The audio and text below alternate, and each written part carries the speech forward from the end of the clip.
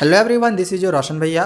तो आज जो परीक्षा हुई है क्लास 10th स्टैंडर्ड मैथमेटिक्स की 2024 की जो बोर्ड परीक्षा हुई है, इसका आप यहाँ पे सेट नंबर देख लो। सेट नंबर 2 का क्वेश्चन पेपर कोड मिलाओ, सीरीज मिला लेना। इसका अभी मैं आप लोग को पूरा आंसर की बताने जा रहा हूँ एंड 100% करेक्ट आंसर की आप लोग को बताऊँगा। आप लोग मैच कर लेना आंसर सही है या आपका नहीं है। मेरे पास स्टैंडर्ड के तीनों ही सेट हैं, सेट 1, सेट 2 और सेट 3। तीनों का आंसर की आप लोग को मैं प्रोवाइड करवा दूंगा।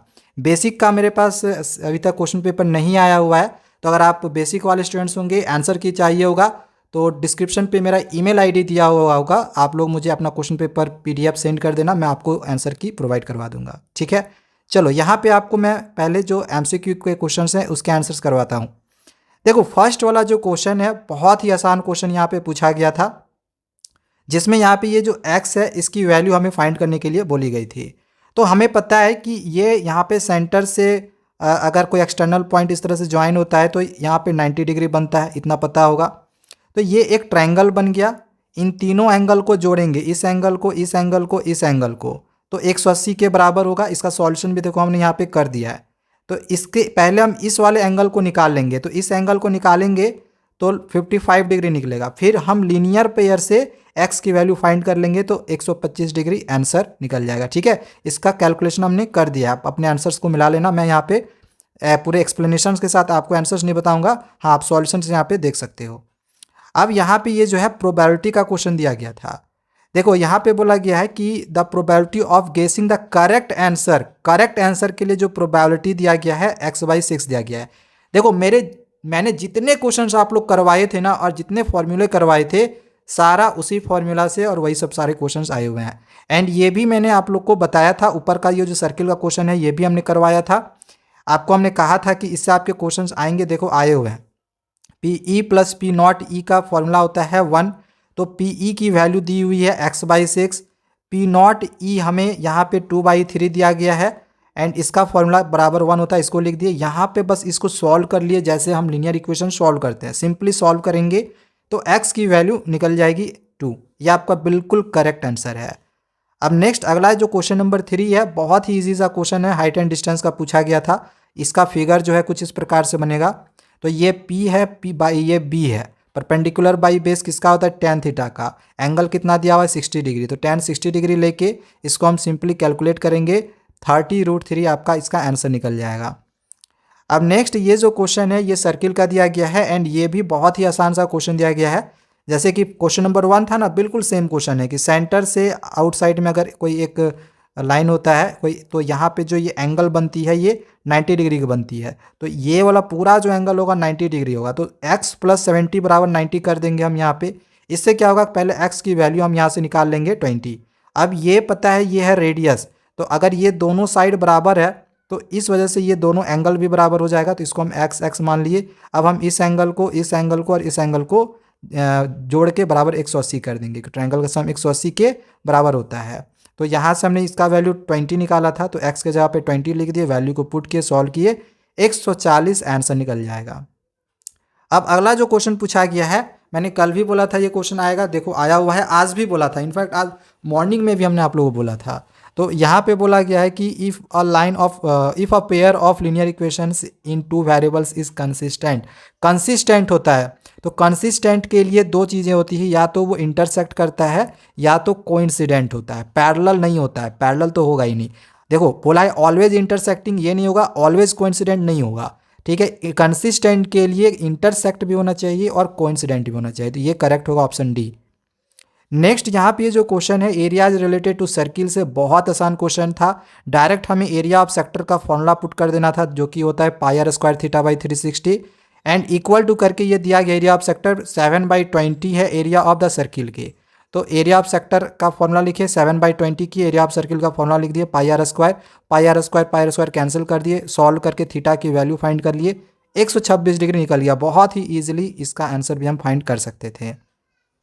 अगला ये जो क्वेश्चन नंबर 7 है, अब देखो यहाँ पे बहुत सारे नंबर्स हैं, 1 से लेकर 9 तक नंबर दिया गया है। इसमें प्रोबेबिलिटी किसकी निकालने बोली है? Odd prime number. आज सुबह ही हमने आप लोग को ये लाइव पढ़ाया था। ऑड प्राइम नंबर किसको कहते हैं, कहाँ से स्टार्टिंग इसका होता है? तो 3 से स्टार्टिंग होता है ऑड प्राइम नंबर का। प्राइम नंबर ऐसे 2 भी है, बट यहाँ पे ऑड प्राइम बोला गया है, तो ऑड प्राइम कौन कौन सा है, 3 है, 5 है और 7 है। यहाँ पे 3 ऑड प्राइम नंबर है तो ऊपर में 3 लिखेंगे एंड टोटल नंबर जो है वो 9 है। इसको काटेंगे, 3 3 जा 9, आंसर 1/3 निकल जाएगा। ऑप्शन ए करेक्ट हो जाएगा। नेक्स्ट यहाँ पे अगला जो क्वेश्चन है, इसका जो आंसर है वो ट्रापीजियम है, थोड़ा सा थ्योरी टाइप में क्वेश्चन है, इसको पढ़ लेना, ठीक है। नेक्स्ट क्वेश्चन नंबर 9 जो है ये भी आसान क्वेश्चन था, इसमें भी कुछ नहीं करना था, बस इसका आप क्या करो ना, इसका फैक्टर कर दो। देखो यहाँ पे फैक्टर कर दिया हमने। जब फैक्टर करेंगे तो यहाँ पे देखो 3 का पावर x दिया हुआ है, तो क्या करो ना 3 के पावर को मिलाओ। यहाँ पे देखो 3 का पावर कितना दिया, 3 का पावर 3, तो हम क्या किए 3 के पावर x को और 3 के पावर 3 को दोनों को इक्वल कर दिए। इससे क्या होगा, ये 3 जो बेस है वो कट गया और पावर इक्वल हो जाएगा, मतलब x की वैल्यू 3 निकल जाएगी। तो इसका आंसर जो है आपका ऑप्शन सी 3 होगा सही। नेक्स्ट क्वेश्चन नंबर जो 10 है, यहाँ पे बोला गया है 2 कॉइन जो है टॉस किया गया है, तो 2 कॉइन के लिए जो पॉसिबल आउटकम्स निकले वो कौन कौन सा निकले, या तो टेल टेल होगा, या तो हेड हेड, या टेल हेड, या हेड टेल। जितने क्वेश्चंस करवाए हैं ना सारा आया हुआ है, ये क्वेश्चन भी करवाया था, ठीक है। तो इसका जो आंसर है, यहाँ क्वेश्चन बोला गया है एटमोस्ट 1 टेल, कम से कम 1 टेल होना चाहिए, कम से कम 1 टेल होना चाहिए, ठीक है। तो कम से कम देखो 1 टेल होना चाहिए, यहाँ पर भी 1 टेल होना चाहिए, सॉरी कम से कम नहीं है, सॉरी यहाँ पे मोस्ट बोला है, ज़्यादा से ज़्यादा 1 टेल होना चाहिए, ज़्यादा से ज़्यादा 1 टेल होना चाहिए। 1 टेल से ज़्यादा नहीं आप ले सकते हैं। तो 1 टेल यहाँ पे है, 1 टेल यहाँ पे है, यहाँ पे तो टेल है ही नहीं, ये तो होगा ही नहीं, और यहाँ पे 2 टेल है, इसको भी नहीं लेंगे। तो इसमें 2 आया तो 2, और टोटल नंबर है 1 2 3 4, नीचे 4 लिखेंगे, काटेंगे तो आंसर इसका 1/2 निकल जाएगा, ठीक है। 1/2 इसका सही आंसर होगा। देखो ये भी क्वेश्चन काफ़ी आसान पूछा गया है, सिंपली है 5 ऑब्जर्वेशन की जो मीन है वो 11 दी गई है। पहले x वाला सारा जोड़ लो, 5x होगा, फिर सारे नंबर को जोड़ लो, 20 होगा। टोटल नंबर ऑफ ऑब्जर्वेशन 5 है, नीचे 5 लिख दिए। इसका मीन दिया हुआ था 11 = 11 कर देंगे। ये क्रॉस मल्टीप्लिकेशन करेंगे तो 11 5 जा 55 हो गया, 20 घटा देंगे, 5 से फिर काट देंगे तो x की वैल्यू 7 निकल जाएगी। देखो कितना इजी क्वेश्चन पूछा गया है, जीरोस फाइंड करने के लिए बोला है। सिंपली क्या करेंगे, इसका फैक्टर करेंगे, 9 2 जा 18 करके फैक्टर कर लिए। अब हमें यहाँ पे कुछ ऐसे जोड़ घटा मल्टीप्लाई जो भी है करके आपको यहाँ पे 3 लाना है। 3 कैसे आएगा, -6 में +3 करेंगे तो 3 -3 आएगा, ठीक है। अब इसी -6 को और +3 को यहाँ पे उतार देंगे एंड फिर यहाँ से इस तरह से कॉमन निकाल लेंगे, जो आएगा वही जीरोज हो जाएगा। तो इसका जो आंसर है ऑप्शन ए करेक्ट हो जाएगा। नेक्स्ट अगला जो क्वेश्चन है, यहाँ पे क्वेश्चन क्या पूछा गया कि maximum number of tangents that can be drawn to 2 circles intersecting at 2 distinct points. तो जो मैक्सिमम नंबर ऑफ टेंजेंट्स हो सकता है ना वो आपका 2 हो सकता है, ठीक है। इसका आंसर 2 होगा। क्वेश्चन नंबर जो 14 है, अब यहाँ पे ये जो क्वेश्चन है आपका सिमिलरिटी से क्वेश्चन दिया गया है एंड ये भी बहुत ही आसान क्वेश्चन है।